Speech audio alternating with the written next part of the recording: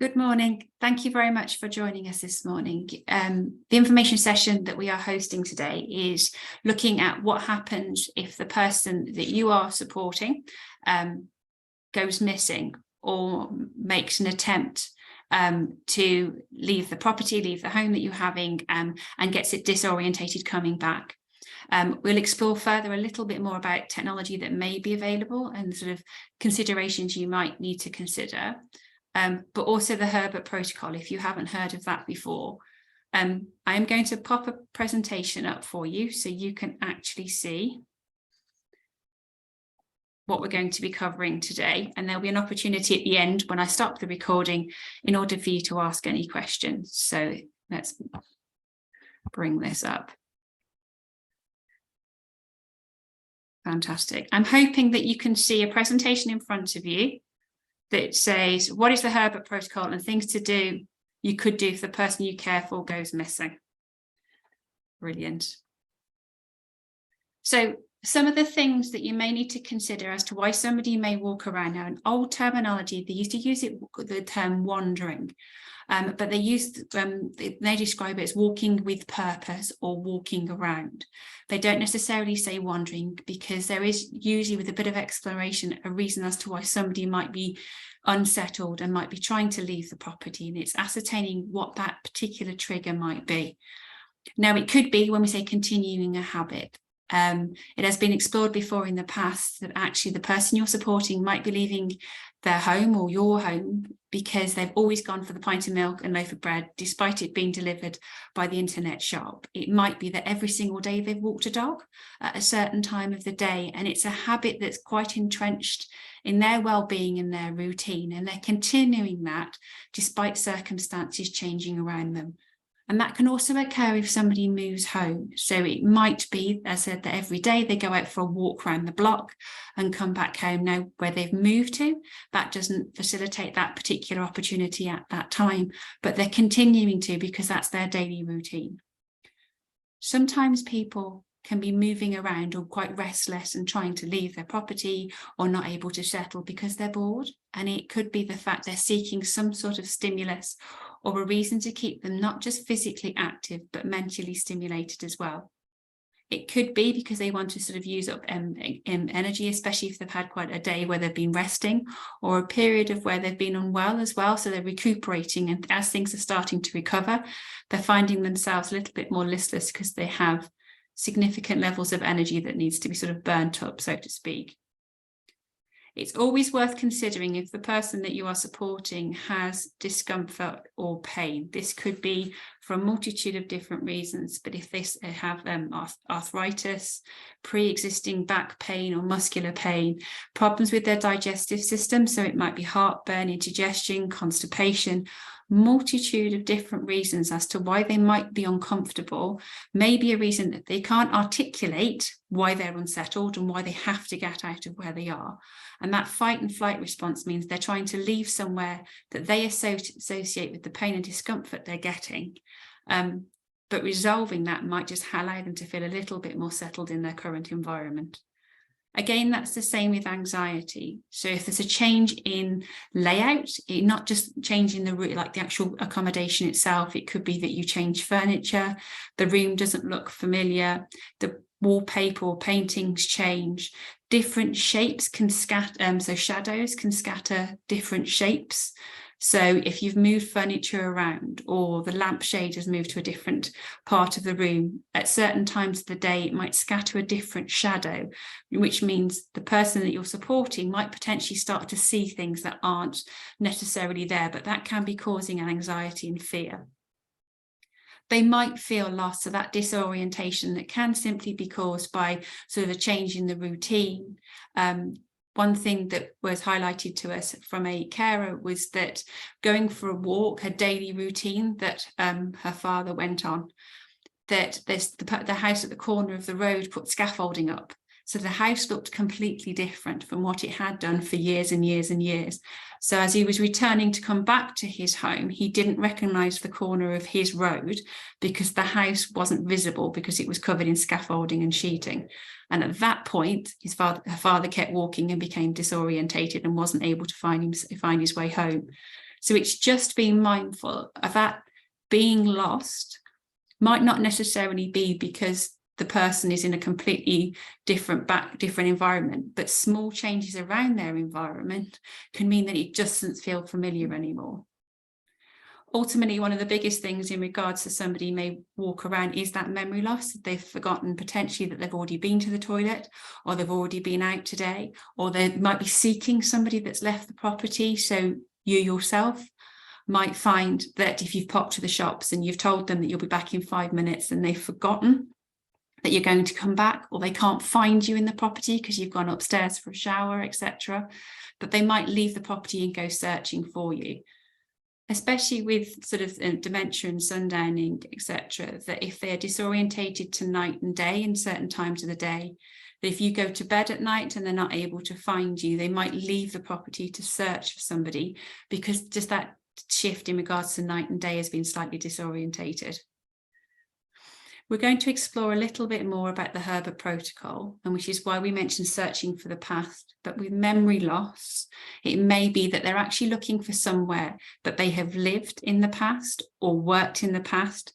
It also looks at things like actually where they went to school, because we could be going back quite some distance. But in their mind, as far as they're concerned, they're living in that moment, and it's very real to them to have to go back to an old address or to have to go to work today. So they might be looking for something or a routine that they had in the past. And it's about getting confused again, and sort of highlighting in regards to time and time of day, but they might be unsure that 3 o'clock in the morning is actually 3 o'clock in the afternoon, and vice versa. There's always a reason as to why somebody is disorientated. But it's actually trying to pinpoint what that particular trigger may be. And what we said is starting quite small and just looking at what may have changed in their routine, their general health, etc., that might be triggering or driving the reason why they may be walking around. So there are some suggestions as to things that you can do to sort of reduce that risk in regards to them leaving the property or getting lost outside their home. So if there is a garden or open space, of making it secure. So again, if there are steps that they have to step down to, there's grab rails available, there's no loose slabs, etc. And having a path that they can actually follow around their own garden with points of interest. Great way that was sort of highlighted to us again was a carer that they've actually built a little path around their mother and father's garden. And they've got garden gnomes set up in different places. They went to Poundland and had a bit of a field day, but they put different ornaments all the way around this path. So there's points of vision, so points of interest all the way around this path to sort of follow. So it just gives them something to actually follow and walk around, provides that physical stimulus, but also that mental stimulus as well. And that little walk around their garden, stopping and just putting the bird seed out, maybe just being able to sort of sit if there's a chair somewhere that can be located. That little bit of exercise and that stimulus can help just dampen down maybe some of the drive to leave the property because there's an unmet need. If the person is determined to leave, it's trying not to confront them. So that particular challenge to try and stop them to leave the house, they might be absolutely determined that they are going to leave the property no matter what you say. And it can be sort of risk limitation from that perspective.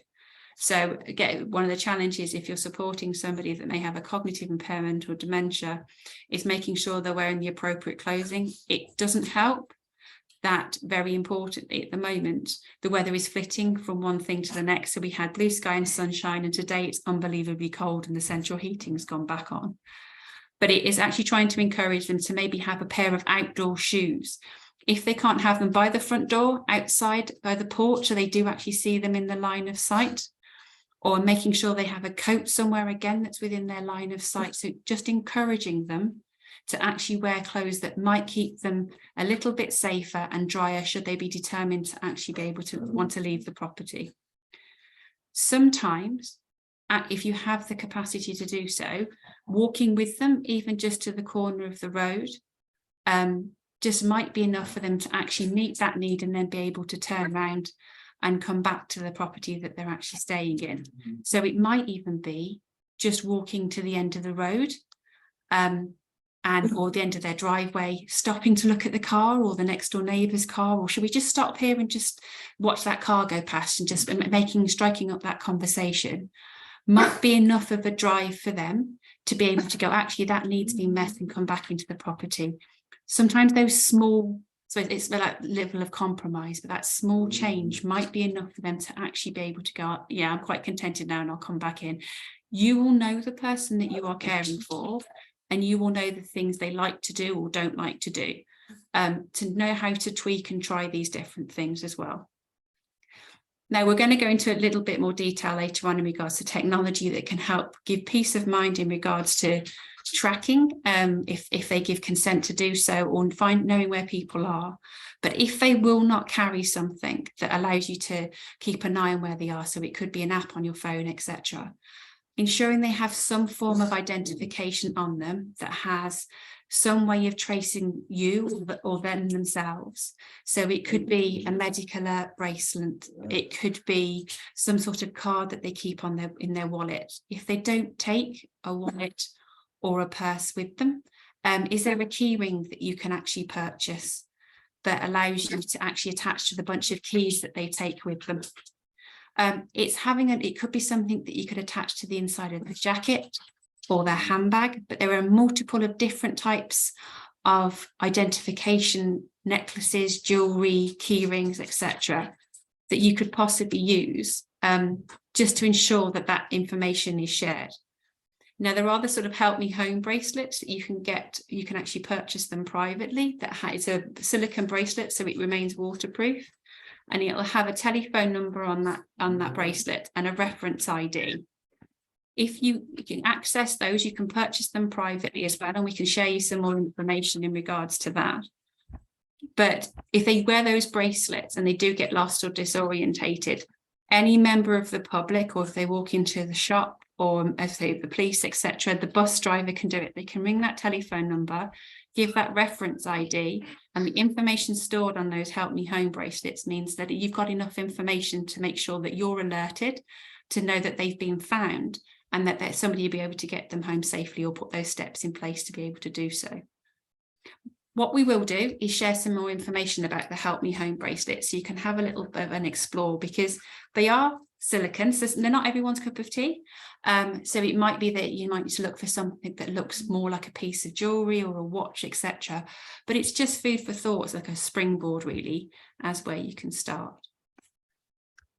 So in regards to if they do use a mobile phone, ensuring that the mobile phone is easy for them to use, and I think that's really key to highlight, is there's lots of different phones out there with large buttons on it, etc. But if you've never used a mobile phone before, or you're not particularly savvy in regards to knowing what you need to put in to be able to press the buttons to be able to get it to work in the first place, scaling it back to being one of the simple mobile phones that you can possibly purchase may be useful. So there are, I think they're called Dojo phones. You can actually buy them from Argos, but I think they start at about £20 to £30, and it quite simply stores a handful of telephone numbers in there, and there's an ICE function on the back of the phone, so they quite literally pick up their mobile phone and there's a button on the back that they can press their finger against, and it activates there in an emergency situation, so that then their telephone numbers that they have linked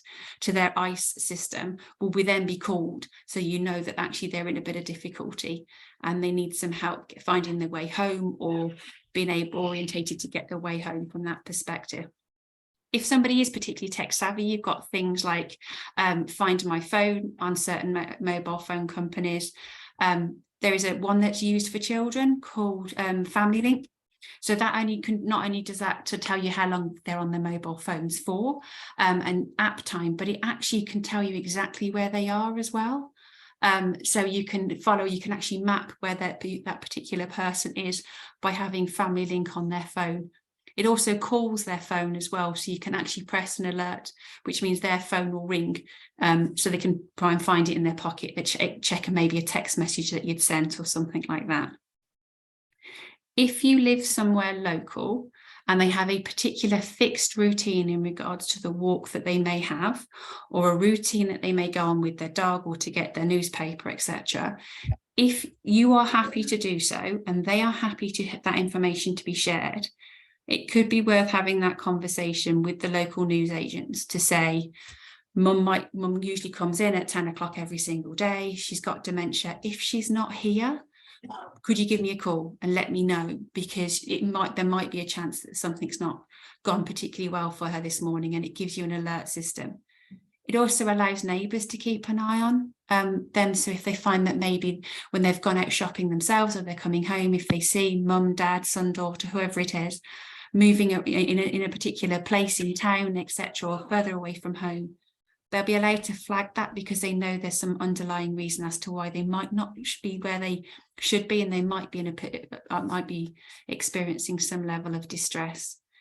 It always boils down to having that consent first. So if you are in an opportunity to have that conversation with the person that you are caring for, please do try and have that chat with them to say, have I got permission to tell the neighbours next door that actually if they see you out and about, they might need to just give you a hand getting home, and have that written down. So you've always got that to refer back to, provide that reassurance for yourself. And then anyone else that gets involved as well knows that they have that reassurance that this is a conversation that has already taken place and consent's been obtained. If the person that you are caring for it goes to daycare or is in a care home or anything like that, make sure that you're informing the staff that are going to be supporting the person you're caring for of what their walking habits may have been at home, and ensuring that that is written into their care plan. My background is within the NHS, and I find that really, really useful, that if you have, if you're supporting somebody that has dementia, and if you haven't already completed it yet, but the This Is Me document that is created by the Alzheimer's Society, you can download it online, and they will send you a copy of it as well. But if they have any routines, walking habits, what they used to do for a living, so they may have got up first thing in the morning at 4 or 5 o'clock, and that was quite normal for them, and then they used to go to bed at 5, 6 o'clock at night because that was their daily routine, dependent on what they used to do for employment. It's really key as staff for us to know this information. The reason I share this is because I supported somebody that actually was a dairy farmer. So I was used to them being up very, very early in the morning, and that's when he started his day. So whilst he was in hospital, he was still up at 4 o'clock every single morning, wanting to start his day, getting up with a purpose, getting dressed and wanting to be out. Using the This Is Me allowed us to actually make sure that we put meaningful activities in place, so it reduced his level of distress, and it wasn't a case of simply him going back to bed, because actually that was his daily routine, to be able to want to leave the hospital, to want to get on with his day. So as we mentioned, and one of the key things that we're looking at today is a document called the Herbert Protocol, and it's a nationally recognised scheme. Every county has a version of it, but it pretty much looks identical, and it's endorsed by the police. And the reasons behind it was a gentleman by the name of George Herbert, and he was a war veteran from the Normandy landings. When he sadly went missing while going out for a walk, when he was trying to find his childhood home, because that's where he believed that's where he needed to go back to. And he died while he was missing, looking for his childhood home. And as a result, the Herbert Protocol has been put in place to help families put things in place for the just in case. Now, we hope that people never need it. We hope that once you've taken the time to fill this document in and it's all updated, that it's something that maybe collects dust and is never required, but you know it's there should you need it, and you have all the important information to hand. So the Herbert Protocol is an A4 sheets of paper. There's about 4 sides of it, and it's not overly tricky. So it is information that you maybe sit down with a cup of tea and have a bit of a chat to family and friends that are connected to the person you're caring for, to ensure you've got all the information. But it collects the personal information for the person you're caring for, and you keep hold of this once it's completed. The reason why they ask you to fill this form in is that when you're in that panic situation, that you're aware of the person you're caring for, has gone missing, trying to remember where their childhood home was, trying to remember what school they went to, or where they used to work, or the local pub that they used to drink in when they lived in a different part of the UK potentially. That panic means that all that information that might be sitting there quite tidily in your brain at this present moment in time disappeared, and you struggle to get that information quickly, and therefore delays the police being able to go out and look in those particular areas quickly as well. So if you can access the Herbert Protocol form, and you can download it directly from Gloucestershire Constabulary, or I will send you a link when I send a copy of this presentation to you. But it records personal information such as where they grew up, favourite places, hobbies. It could even be where they got married, places where they walked, if they routinely walked their dog, GP contact details, medication, and anything to do with their daily routine, no matter how small it is, it's worth writing it down.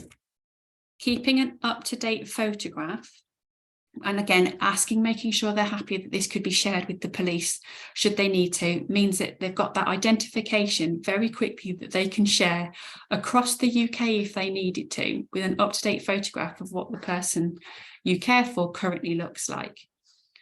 As we mentioned, you keep this Herbert Protocol and you hand it over to the police at the particular time that you recognise that they are missing, and they can act on all of that information really, really quickly as well. Because again, in that time of crisis, trying to remember this information or remembering the postcode of where they lived up in Leeds, etc., could be quite difficult, but it's there straight away for you to hand it over, for them to make that call to the local constabulary, and people to start searching in places that you wouldn't be able to easily access yourself. Why we ask everyone to consider completing the Herbert Protocol if you are supporting someone that has a cognitive impairment or dementia is the fact that it is in incredibly difficult circumstances that we hope you never find yourself in, but it is very, very stressful.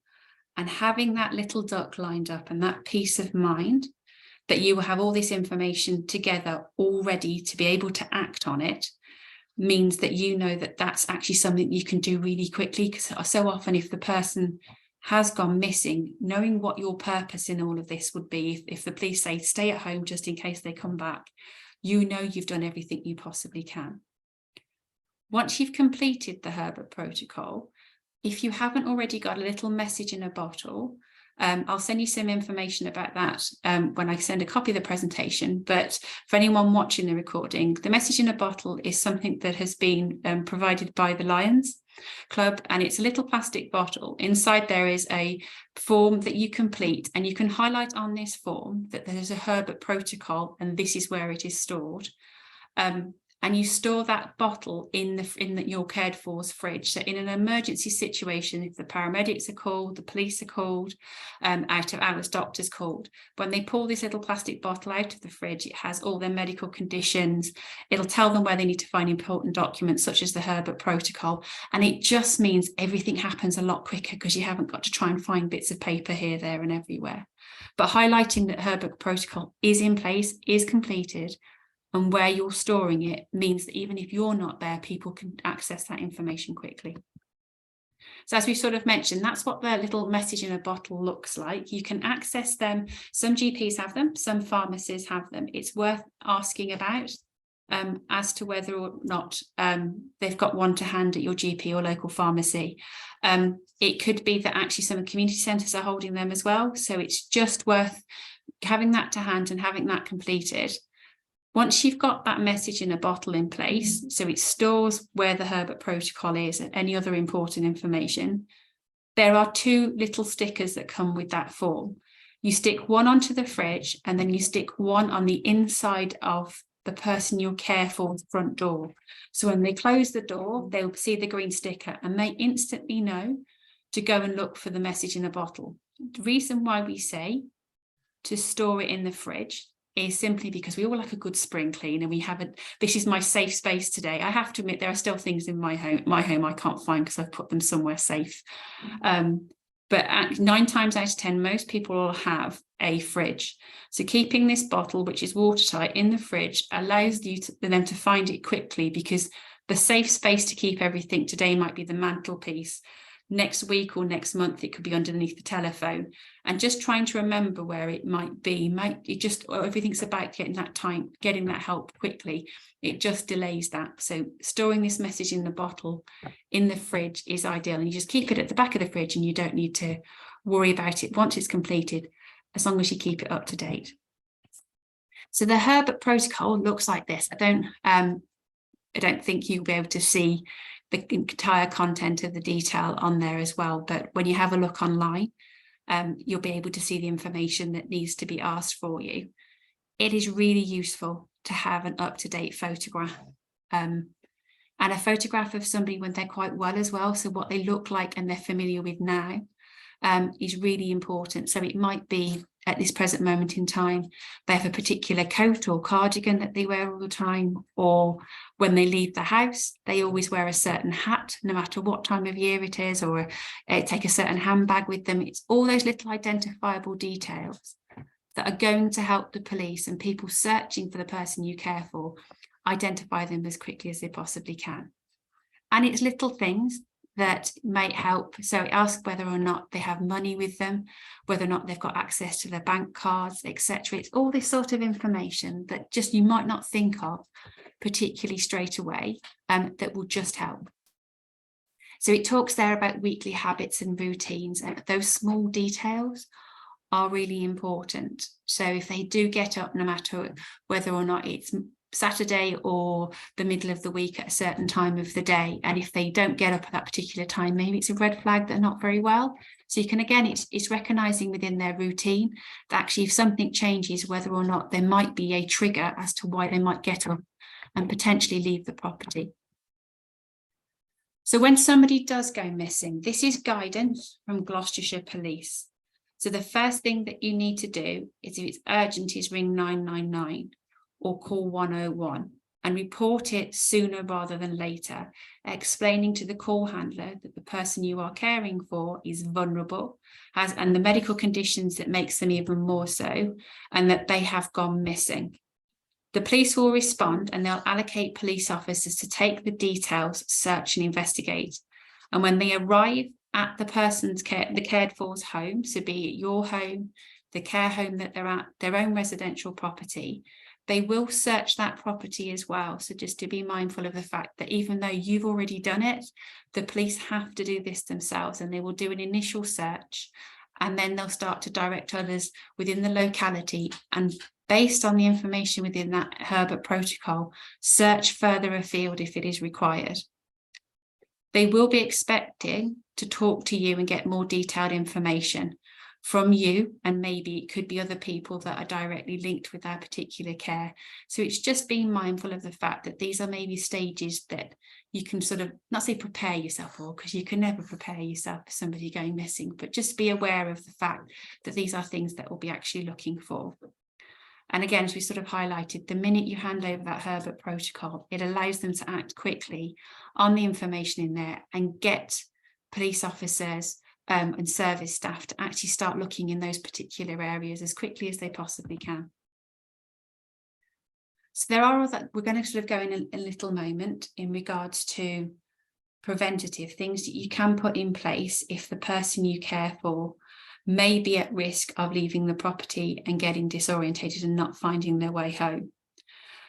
If one place to start looking, if you're sort of curious as to what's available, is on the Ask Sarah website. So if you put in Ask Sarah and put in the word carers into any sort of search bar, it will bring you up to basically a survey, and you complete this survey. It's a series of questions, and it will suggest pieces of equipment that you can consider either for them to wear in person or to be within their home, but just may reduce the risk of them leaving their property, or if they do leave their property, ensuring that they are sort of found safely from that perspective. And there's a multitude of different types of equipment, and it's forever evolving. So I always say that maybe if you looked 6 months ago, having a look again now, you might just find something that meets that person's need maybe a little bit better than maybe equipment that was out there a little while ago. So one of the things that will come up on the Ask Sarah website, or if you're searching, is personal locators. So they are beneficial because they do enhance their safety and they know they're from a security. But it's really important that we highlight that in regards to their privacy and their restriction of freedom, you need to ensure that you have consent. There is something called an advance statement, and it's not legally binding, and you don't have to have a solicitor to sign it. But if you can have a conversation with the person you're caring for and ask if you have consent to use locators or GPS trackers, even cameras in their home, and get their consent before you need it, it will provide that peace of mind and have it documented. They sign it, you've witnessed it. If that conversation comes up to in regards to whether or not they'd given consent to have maybe a GPS tracker keyring, you've already got that peace of mind that that conversation has been had and that you've got the evidence in regards to it. In regards to talking to adult social care or anybody that's involved, they always highlight that it's the least restrictive way first. So looking for alternative solutions before you maybe go down the tracking element. So going for a walk with them, if you think maybe it's a build-up of energy, ensuring their pain relief is under control. All those sorts of things first before you go down the route of in regards to trackers, and making sure that if it's a route that you go down, not only have you got their consent, that family and friends that are involved in their care are fully aware of what's happening and why the reasons behind it. So everybody's sort of on board in regards to it. And this is actual advice from Carers UK. So it's then this particular statement actually comes from quite high legal standing. So the different types of equipment that may be available to you, as we sort of mentioned before, there's things, obviously your mobile phones, and having a little look to see what's available in regards, and having a bit of a play. I would always say, if you're looking at considering a mobile phone for the person you're caring for, making sure they've had turned it on and off, made sure they managed to unlock the screen, made sure they've been able to use the ICE function, because as easy as we might think it is, because we've got so used to using technology, hence we're on an online meeting today, it might be incredibly difficult for them to get their head around it. So it's just making sure they have time to practice and fiddle with it to build their confidence up with it. There's numerous emergency telecare alarm systems in place. So we have telecare in Gloucestershire, which if you are eligible for this, I would say have a conversation with the Adult Social Care Help Desk, and their telephone number is 01452 426 868. Explain, it's very much has to have happened. So it's explaining that the person has dementia or cognitive impairment, and if they would be unable to recognise if they've fallen or are at risk of leaving the property and have got lost or have been brought home by the police, etc. The telecare can come out and do an assessment on their needs to see what types of equipment that can be offered free of charge from social care.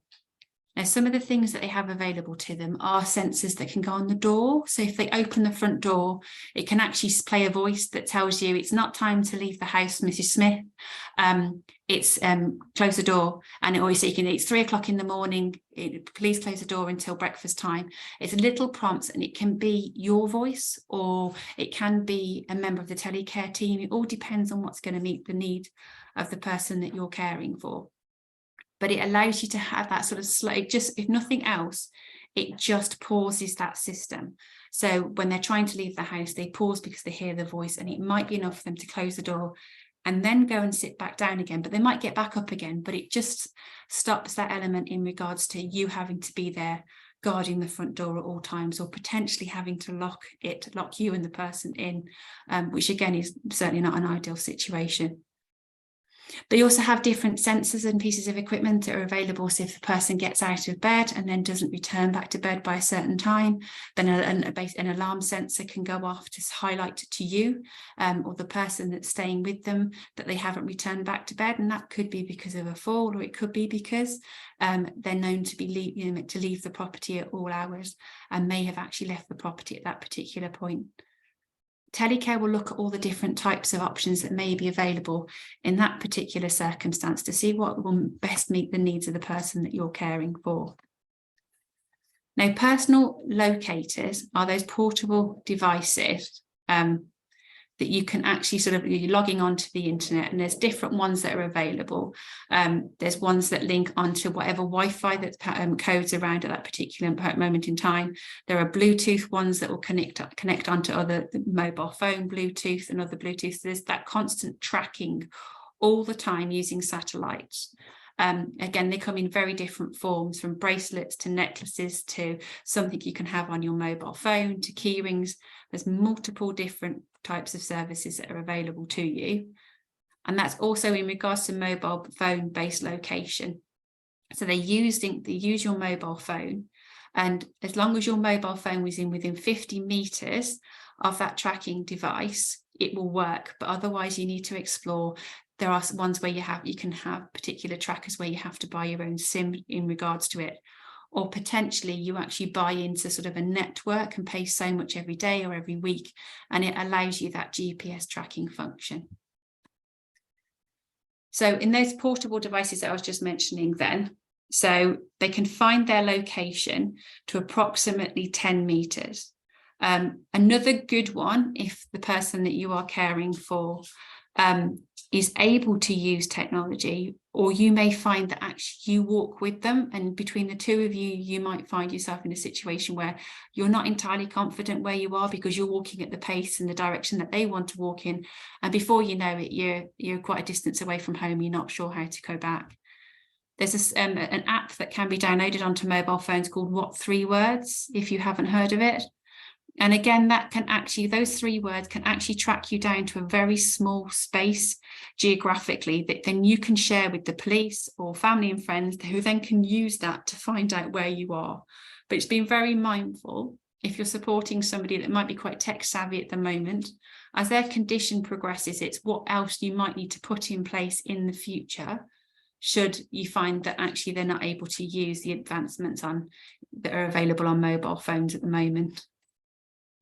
Going back to portable devices, if you do use GPS sensors, they are very, very sensitive and very, very accurate, and can be more reliable than using the mobile phone systems that are available in place, but are more costly. So again, going back to Ask Sarah, or you might have a search online, just having a little look that's within your budget and what's going to work for you in the circumstances of the person that you are caring for, and being mindful of the fact that even though something might be a little bit cheaper, if you know the person you're caring for is going to go quite a distance from home and do every single day, certain functions on some of the portable devices might not be useful for you. That's a bit of food for thought from you from this particular moment in time. I'm going to stop presenting for a minute because there's a lot of information that we cover within a very tight time scale. I'm going to stop the recording at this present moment in time and allow for questions.